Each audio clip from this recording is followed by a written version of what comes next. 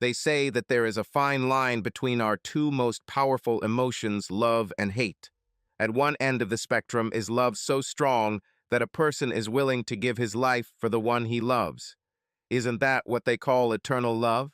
But at the other end is a person who is willing to do anything in his power to satisfy or express his burning hatred for another, even to the point of harming himself. Quite intense, isn't it? However, most married couples go from one extreme to the other from time to time, but not to this extent in 99% of cases.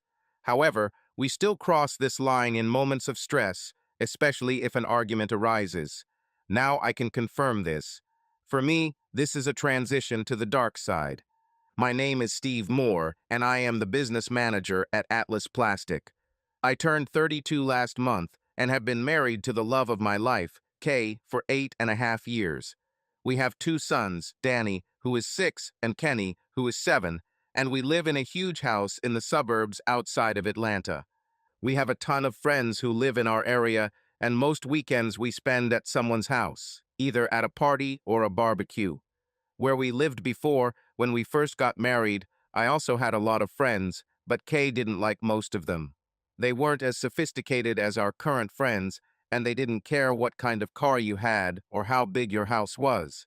They were a rough bunch who loved to party, but were always willing to give their shirt off their backs if needed. When Kay decided we needed to move to what she called a nicer area, we had our first big argument. Our house was only 15 minutes from our jobs and was a renovation project, so our mortgage payments were pretty low. I am the kind of person who does not attach much importance to material things, unlike my wife who was always looking for something better. So when Kay said we needed to move, I argued for a week, and then I thought, okay. You see, most things aren't worth arguing about. A car, a house, clothes, these are just material things that ultimately mean nothing. So when Kay put her foot down, I just left it to chance. It wasn't worth the energy it would take to argue with her. You can call me a wimp, but I can count on one hand the number of fights we've had with Kay over the past 8 years.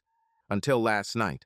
Kay works at an interior design studio owned by one of our neighbors. She works from 9 o'clock to 15 o'clock so that she can send her children to school in the morning and be home when they return. I, on the other hand, work from 8 o'clock to 17 o'clock. Depending on traffic, I usually get home around 5:45 p.m. When we lived at our previous place, I was home with a drink in my hand as early as 5:15 p.m. There was an accident on the road Tuesday night, and I didn't get home until about 6:15 p.m. I was a little stressed by the time I pulled up to my house, but I thought, gee, at least I'm finally home and can relax with my wife. I snuck out the back door and went upstairs to change into shorts and an old t-shirt. As I walked down the stairs towards the kitchen, I heard Kay talking on the phone. "Don't worry, Peg, you know Steve. He'll agree to anything I say," I heard Kay tell her sister. "No, he won't be angry, and I think I know my husband a little better than you do. I've got it all figured out, and I plan to talk to him tonight after dinner. Yes, I'll call you and tell you what he says. Well, we have to go, girl. I don't have dinner ready yet. We'll talk later," Kay said, hanging up. "What do we need to talk about?" I asked, coming around the corner. "Steve, you scared me," Kay said as I entered the room. "I'll ask again, what do we need to talk about after dinner?" I asked, taking a beer out of the refrigerator and sitting down at the kitchen table. "Let's wait until dinner when the boys are upstairs." "Okay, what have they done this time? I talked to them about the card and not hitting golf balls in the backyard. What else could they do since Saturday?" "It's not about the boys, it's about us." "Well, I haven't done anything wrong since I grabbed your ass at Frank's Grill last Friday night. And the only reason I did it was because you looked so sexy in those new jeans, so it must be you. What did you buy this time?" I asked, trying to add some lightness to our conversation. "That's not what I'm talking about. It's how we feel about each other," she began to say. "Well, honey, you know I love you and I know you love me, so what's the problem?" "Steve, you know I love you," she said, holding my hands. "But I'm not sure I'm still in love with you." "What? I don't understand, Kay," I said, not understanding where this conversation was leading. If you have something to say, just say it. You are the best and most caring husband in the world and a great father, she said, touching my cheek. But I'm just not sure I feel the same way about you as I did when we got married, Kay said with a worried look on her face. I'm thinking about a trial separation to sort out my feelings. Kay, I don't understand. When did all this happen? Before or after we kissed goodbye this morning? I said, now more concerned about where she was taking this conversation. The shift from love to hate has now begun. I thought about it for a while, but didn't want to say anything until I was sure what I wanted. I don't understand. Where do you want to go? I asked. Well, I think you should move in with your mother for a while. Ever since your father died, she's been alone in this big house. Maybe she'd like some company for a while, Kay said, as if she were talking to a small child. Now I was starting to get angry, but I kept it inside. How are you going to pay for the house and everything else if I leave? I asked, knowing full well what would come next. As you can see, I was already approaching the dark side. Well, you'll still be making payments, but it won't be forever. Just until I sort out a few things, she said in her most loving and caring voice. I woke up. No. What do you mean, no? Kay asked in surprise. Kay, what the hell no don't you understand? No, I'm not moving in with my mother. And no, I'm not leaving my house and my 2 sons. If you need to get away and sort out your head and feelings, go. I don't want you to stay here either if you're not in love with me anymore, as you so eloquently put it. So, since I'm such a damn wonderful guy, I'll even help you pack your things, I said, placing my beer on the table and walking up the stairs to our bedroom. Kay was shocked when I came back downstairs with an armful of her clothes from the closet. Put this in your car and I'll bring the next batch soon, I said, throwing the things on the living room couch and heading back up the stairs. As I came down with the next armful, Kay started yelling at me to stop. I thought you wanted a break? I'm just helping you move, that's all, I said in a calm voice. In this moment, I had crossed the line from love to hate and was now in the category of hating her, or as I now call it, the dark side. I want you to leave, Steve. Kay was now yelling at me. That's not going to happen, Kay. This is my home, and I haven't done anything to you or the kids to justify your desire to kick me out. Now, if you want to move into the basement, I can move your things there, I said, dumping a second armful of clothes for the first. This didn't go as Kay had planned. Steve should have put his tail between his legs and left without saying a word, she told herself. He shouldn't have protested. Now what should I do? Let's talk about this like adults, Steve. Kay, I think you've already said enough. At least now I know how you really feel about me. So decide. Where do you want your stuff? In the car or in the basement? Take your pick. The boys and I are going out for burgers. And we'll let you finish, I said, taking the food and going to the terrace where my sons were waiting for me. What's wrong with Mom? Who knows, maybe she had a bad day at work. Guys, let's give her some time. You know, Mom, she'll be back to her normal self soon, I told my sons, but I didn't believe a word coming out of it. My lips. We ate and then watched a special broadcast about the X Games, which took place in Atlanta. We only finished around 8:30. Why don't you guys go upstairs and I'll see what's going on with your mother, I told them. I'll come see you later. They got up and I went to look for Kay. She wasn't there and she left her clothes folded on the couch where I had dumped them. I went upstairs and noticed several open drawers and 2 of her suitcases were missing. Well, I guess that explains it all, I said, sitting on the bed and wondering what would happen next. Heck, I left a loving family at 7:15 this morning, and now at 9 o'clock tonight, I am left with only my 2 sons and no longer a loving wife. Sometimes life really sucks. Mom, I need a big favor, I said, calling my mother. I briefly explained the situation and asked her to come in the morning to help with the children. Maybe Kay's hormones are just acting up. She'll probably come back as soon as she realizes what a stupid thing she's done, but I'll come back in the morning to make sure. I thanked my mother, but said I wasn't sure how she was. I was right. Kay did not return on Wednesday or Thursday. She called the boys on Thursday afternoon to say hi to them, but not to me. I guess I was still that bastard. By Saturday morning, I was worried, but also angry. "You only have yourself to blame," I said, beating myself. "If you hadn't been such a weakling all these years, Kay would never have tried to kick you out of your own home. Now she sits with her parents and tells everyone what an insensitive scoundrel you are for not taking her feelings into account. To hell with her and with this damn house," I said, looking around. "I never wanted him, and he's too big for the four of us." Peggy, Kay's sister, came over Sunday afternoon to pick up a few more things for her. "Hi, Peg," I greeted her at the door. "Thought she'd send you to pick up some more of her clothes. How's she doing?" "You know, Kay, for her everything revolves around herself.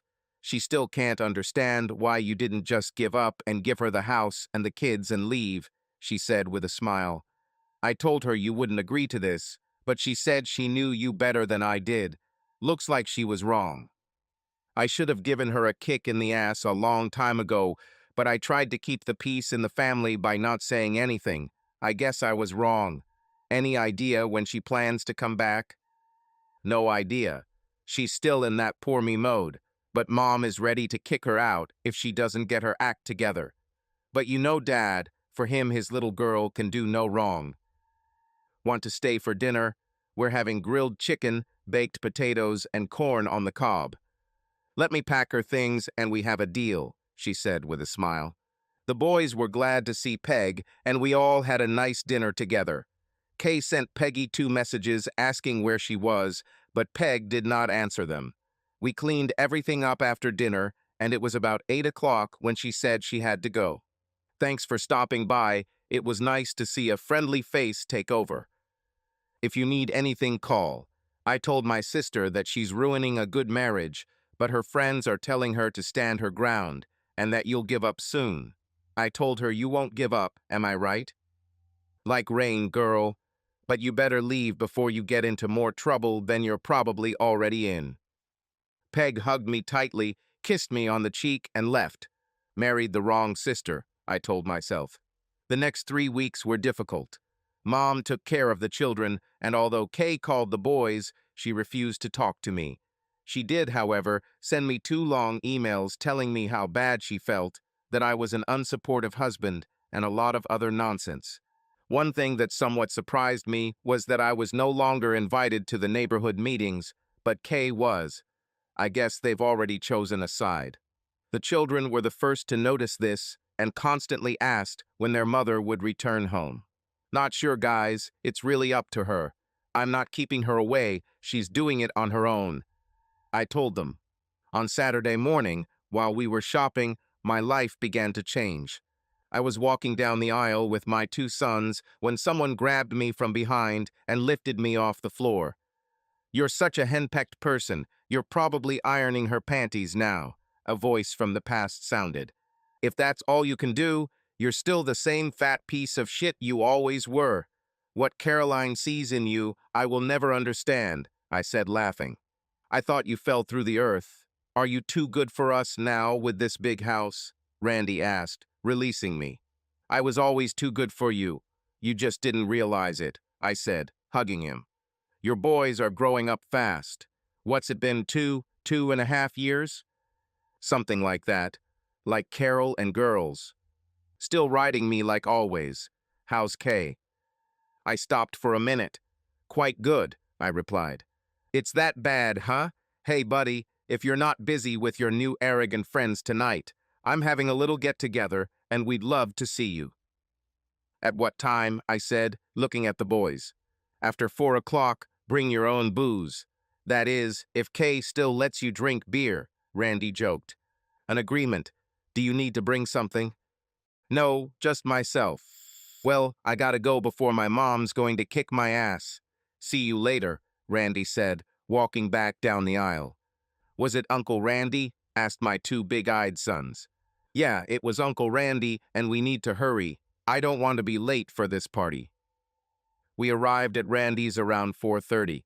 Carol came out and hugged me tightly, and her girls took my sons and went into the backyard.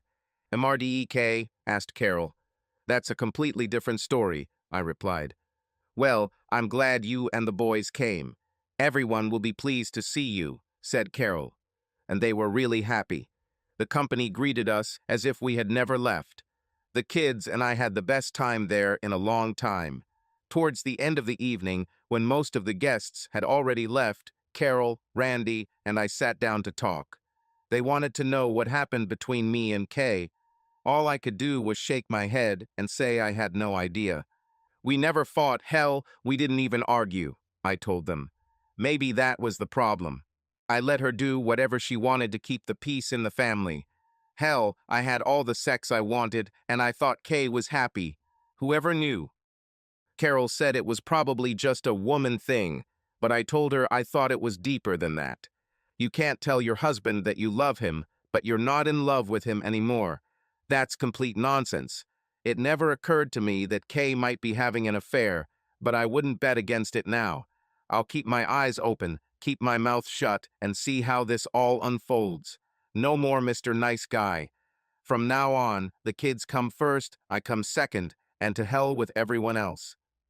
Every week, Peggy came over on Sundays to pick up a few more of Kay's things. She always stayed for dinner, and I began to look forward to her visits. I would take my boys to Kay's parents' house on Saturday mornings and hope to talk to Kay. But after the first fight, I found it easier to just leave them and drive away so there wouldn't be any more confrontations in the front yard. I went from angry to almost giving up until I became depressed. Damn, I felt like an alcoholic going through a 7-step program.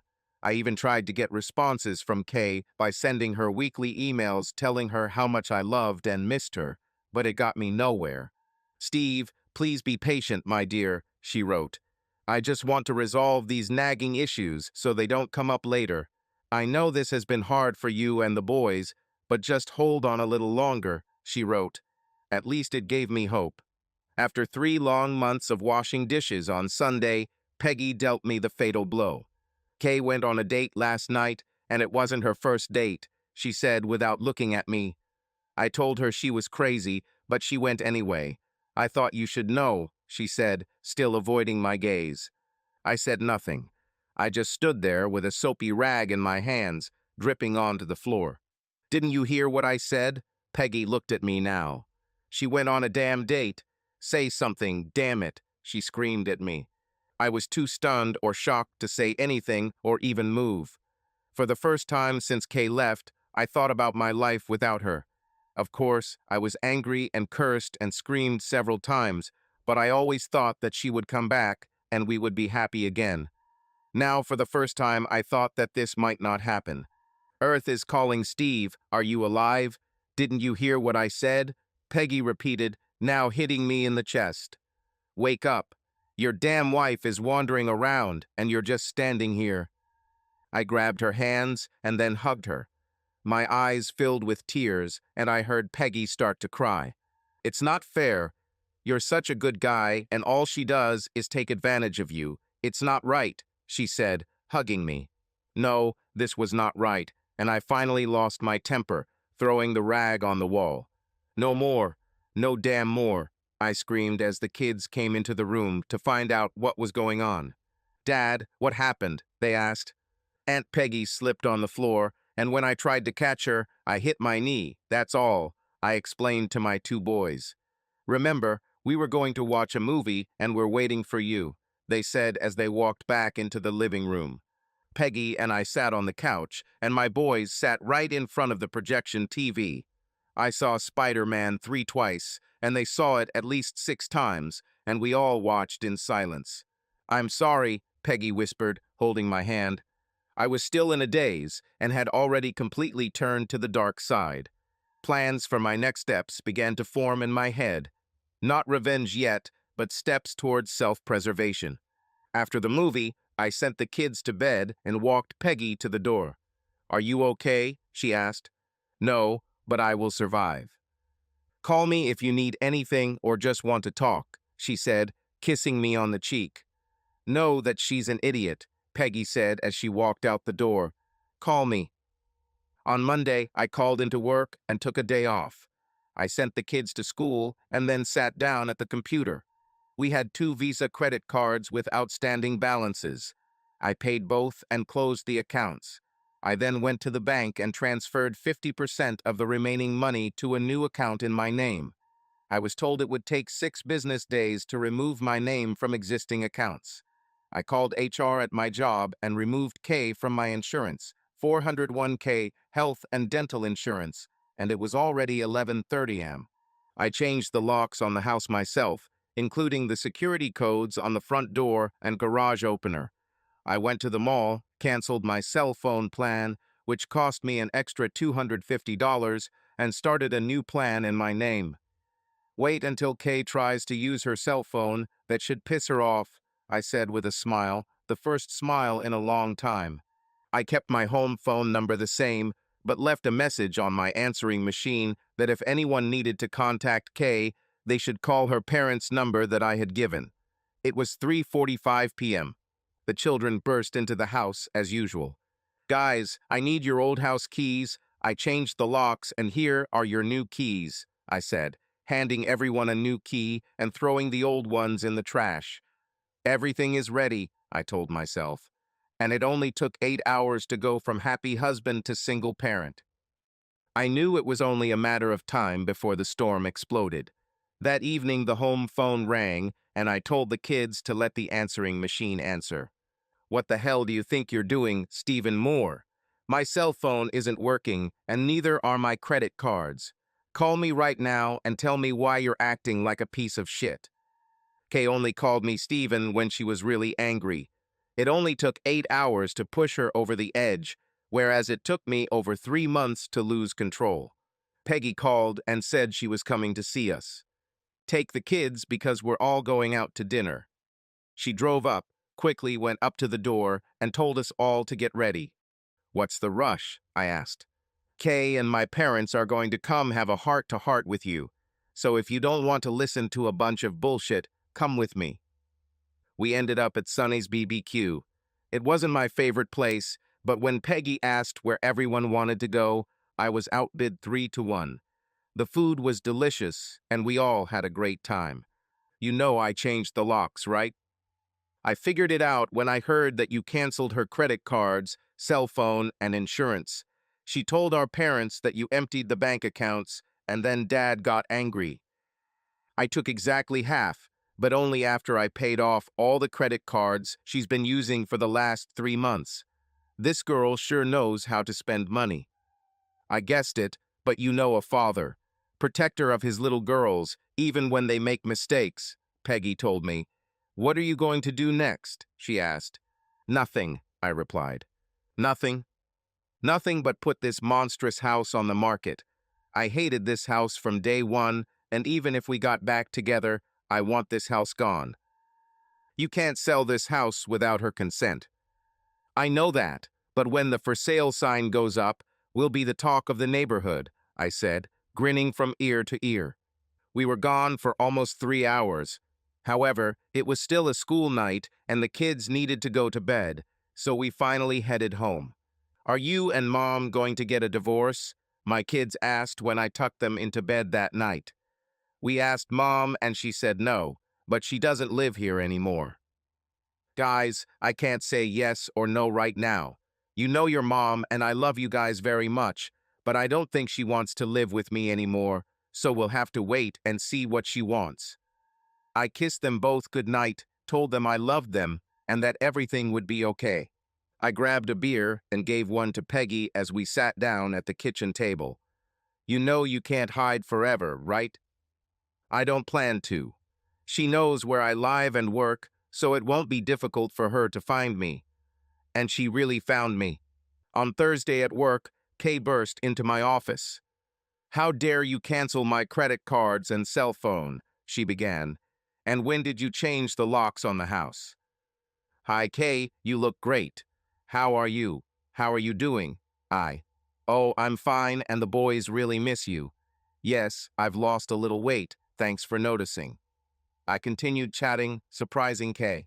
Steve, what are you talking about? She finally asked. Just answering all the questions you had to ask after being away from our family for almost 4 months. That's all. Now, if you want to talk, sit down. But if you scream and curse, I'll ask you to leave, because this is an office after all.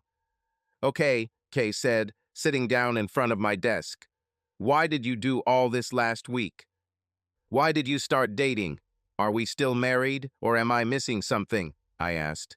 It was just dinner with a friend, that's all. Did you sleep with him? No, I didn't sleep with him. It was just dinner, I told you. Are you going to sleep with him? I asked.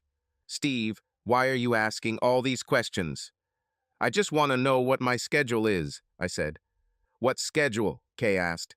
Our divorce, I said to a surprised Kay. I don't want a divorce, Kay shouted. Well, you're acting like you want to. Dating, ignoring your husband and kids, buying new underwear for someone else, all signs that you're moving on with your life without us. Kay, the credit card bills are still there. They come to your home, so I know what you're buying, I just don't know for whom. I told you, I don't want a divorce. I just need some time to myself, that's all, she told me for the 10th time. But this time I wasn't going to let her go. How long, Kay? How much more time do you need? I asked. I don't know. How can I answer this if I don't know myself? She answered.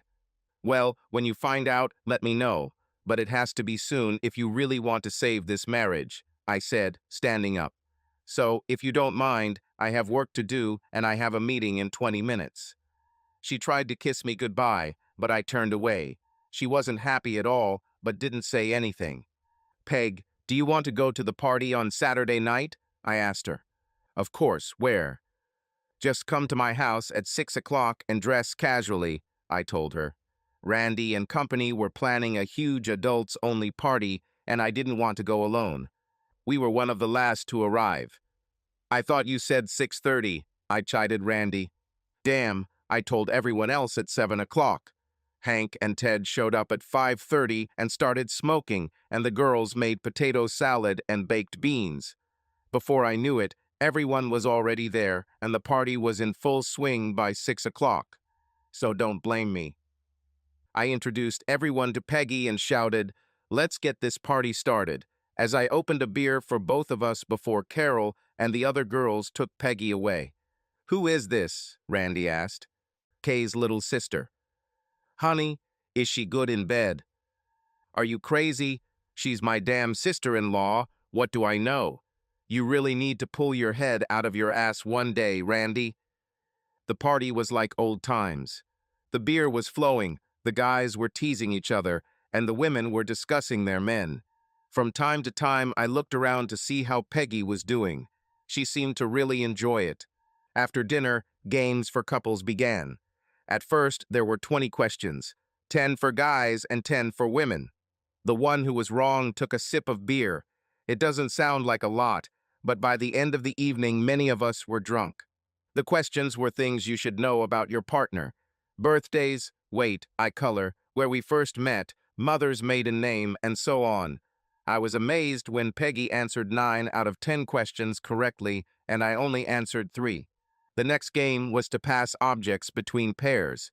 This was pretty easy with the larger items, but when we got to the spoon and glass, I failed. With so much skin-to-skin contact, I got to know Peggy's body much better. It turned out that she was much more flexible than I was. I continued to lose and drink shot after shot of beer. Like I said, by the end of the night, I felt no pain. Let me help you get him to the car, Randy said to Peggy. I haven't seen him this drunk in a long time, but I think he needed it tonight. Do you want me to follow you home and help you get him into bed? No, that's not necessary, but thanks for the offer. He has a guest room on the first floor, and if I can't get him upstairs, I'll just leave him there, Peggy said, walking towards my house. I had no intention of waking up at 3:45 am, but my bladder was thinking. I sat up and swung my legs off the bed as my head began to throb. Damn, it hurts even to blink my eyes. I crashed into the bedside table, the edge of the bed, and the bathroom door frame before I made it to the toilet. I was about to pull my panties down before I realized I didn't have them on. Standing there, swaying, I decided to do it sitting down.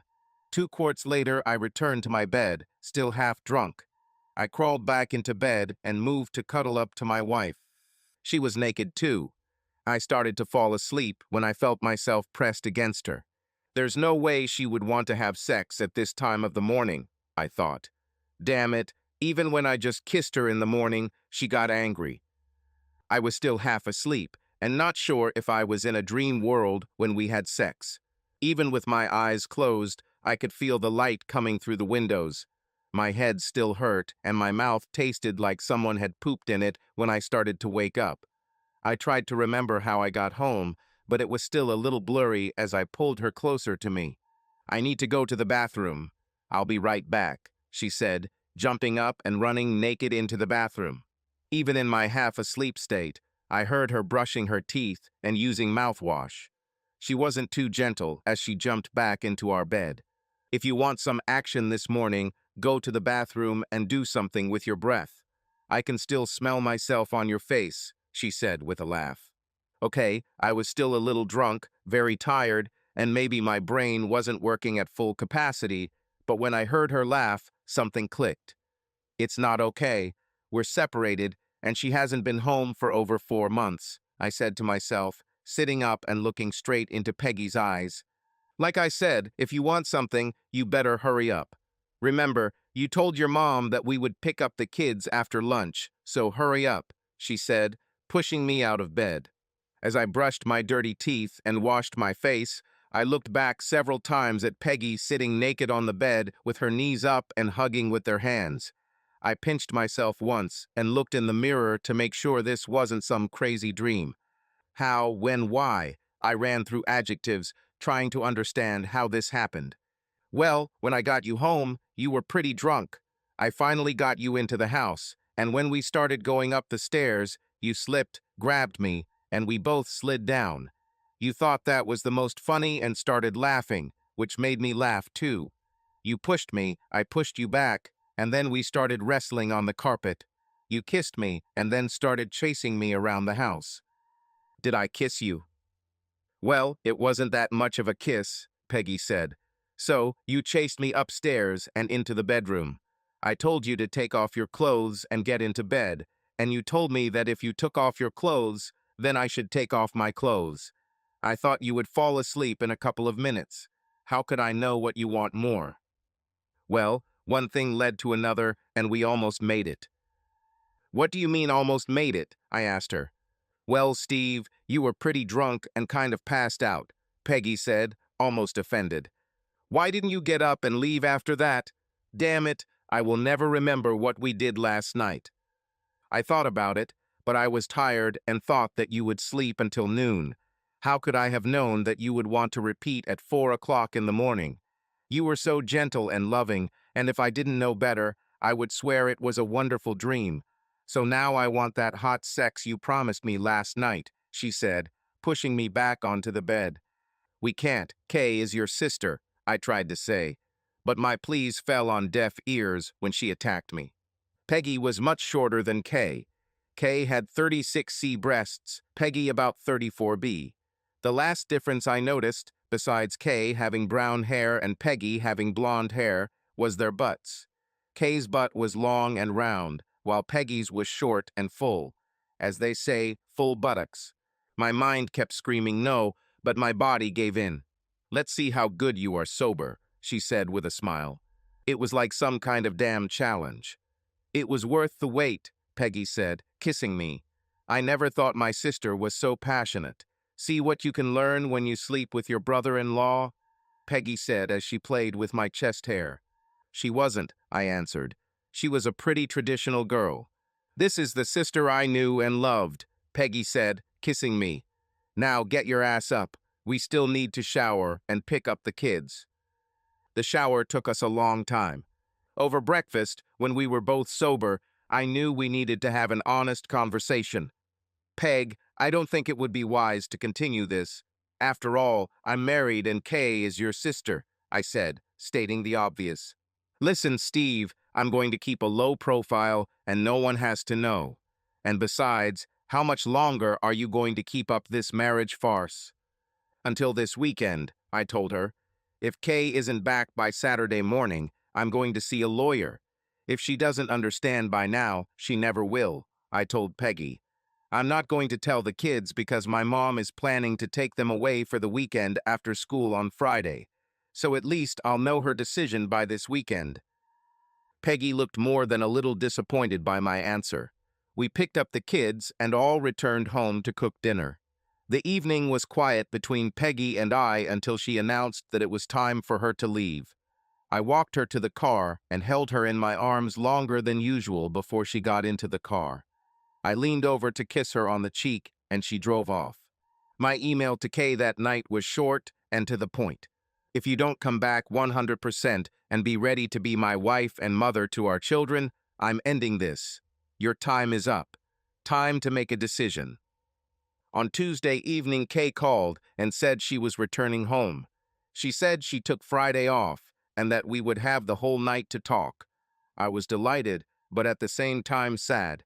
The week passed slowly. Kay called me every day, and so did Peggy. Peggy said that Kay was very happy to be back home and that she wished us all the best. When I arrived home on Friday night, Kay was waiting for me with a drink in her hands. I hugged her, kissed her, and it felt so strange after 4 months of separation. We had dinner, talked, and continued talking for a long time. We both knew what was coming as the clock ticked. We both seemed to be avoiding what was going to happen next. I was in bed waiting for her when she came out of the bathroom, completely naked. Damn, she was beautiful, and I really wanted her. Kay, you didn't make love to me tonight, I told my stunned wife. I don't know who you were thinking about, but it certainly wasn't me. Kay, after 8 years, I know your body as well as I know mine. How long has this affair been going on, and please don't insult my intelligence by saying it happened recently, I told her. 6 months, Kay said without looking me in the eyes. But it's over. I broke up with him a while ago, she said with a scared look on her face. So, the real reason you left was to be with him, right? It started out that way, so I needed time alone to decide who I wanted. So you slept with him all these months, and now you expect me to take you back like nothing happened. Like I'm supposed to say, it's okay, honey, I'm just glad you're back. Nonsense. Steve, did you sleep with anyone while I was gone? Kay asked. Who cares? We're talking about the fact that you've been having an affair for the last 6 damn months. I just want to know how holy you are, she replied. Well, Kay, I did once, but unlike you, I was drunk and didn't find out about it until the next morning, I said, getting out of bed. Now that I know I'm married to a lying cheater, I can make the hard decisions I've been putting off all these months. Steve, I'm back with you. It's over. I made a huge mistake, and I admit it. I'm not proud of what I did, but I'm asking for another chance. I love you, and I'm begging for another chance to make our family whole again. Please? What the hell was I supposed to say when she asked the question like that? No. I need to think about this, Kay, but I can't do it. I sleep next to you. I'm too damn angry right now. Just tell me it's not one of our friends or someone I work with, I asked. It was someone I met through work, and it ended, she said a second time. I slept in the spare room on Friday and Saturday nights. It was lonely, but I had to make difficult decisions about the future. We talked all weekend. She said that I could ask her any question, and she would answer truthfully. I didn't want to know the details, but I asked why. At first it was exciting, and I felt like a naughty teenager hiding something from my parents. He gave me more attention in 1 week than you have in the last 2 years. I just fell under his spell, but it didn't last long.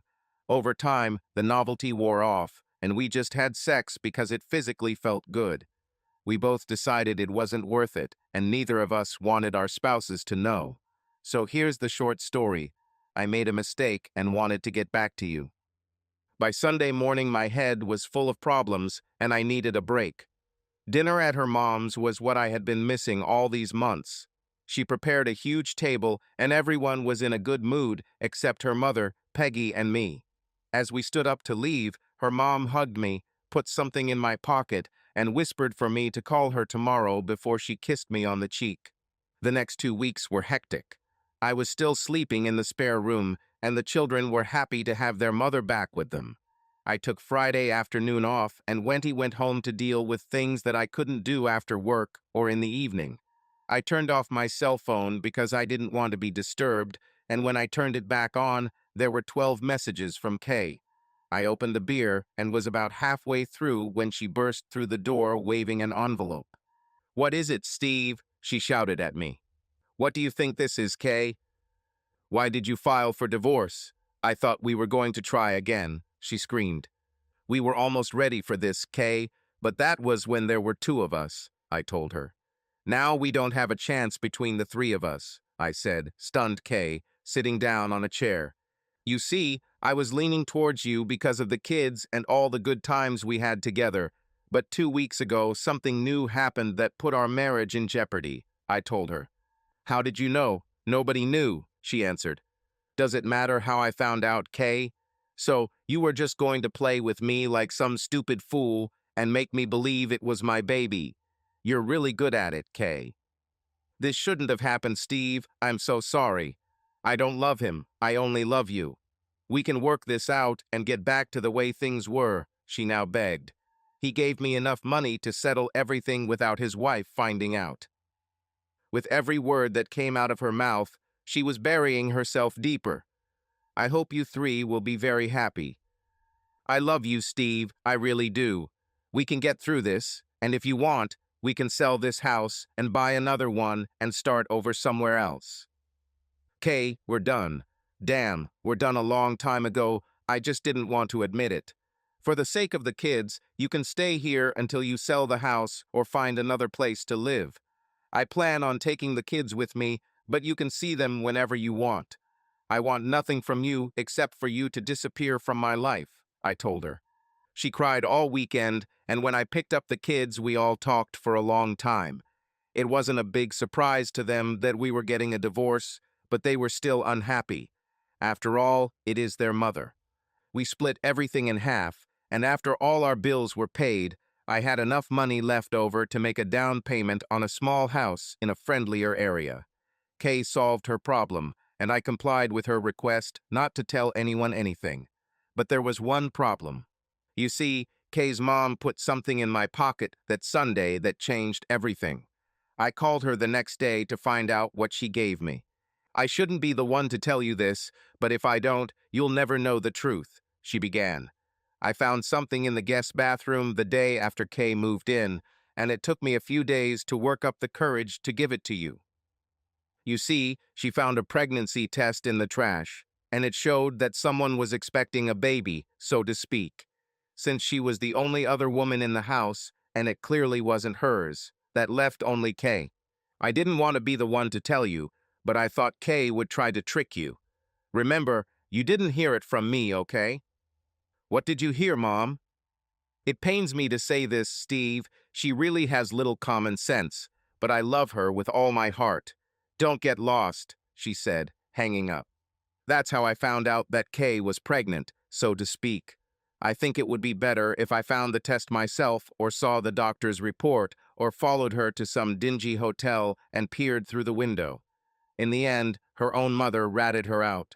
The house I found was near where Kay and I lived many years ago. This was also a house in need of renovation and needed a lot of work. It had 4 bedrooms, 2.5 bathrooms, and a large patio, but no pool. The children helped, and my new assistant was a real salvation. You see, after the divorce was final, we were all sitting at Thanksgiving dinner at Kay's mom's when the kids spilled the beans. They were telling their mom and grandparents how the renovation of the new house was going and how they each now had their own bedroom and bathroom. "This is so cool," Kenny said. "Danny has his own room, I have my own, Daddy and Aunt Peggy have theirs, and we have another one when we have guests," he said proudly.